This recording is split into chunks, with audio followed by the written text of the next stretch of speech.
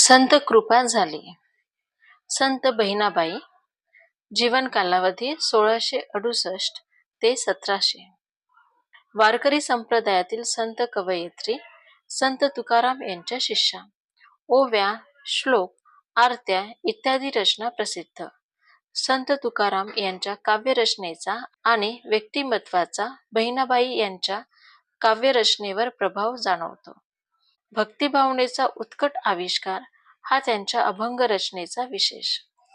प्रस्तुत अभंगात संत बहिणाबाई यांनी महाराष्ट्रातील वारकरी संप्रदायरूपी इमारत उभारणीमध्ये संतांचा मोलाचा वाटा कसा आहे याचे वर्णन केलेले आहे.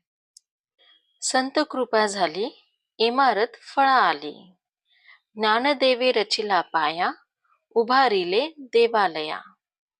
नामातयाचा किंकर, तेने रचले ते आवर. जनार्दन एकनाथ, खांब दिधला भागवत. तुका झालासे कळस, भजन करा सावकाश.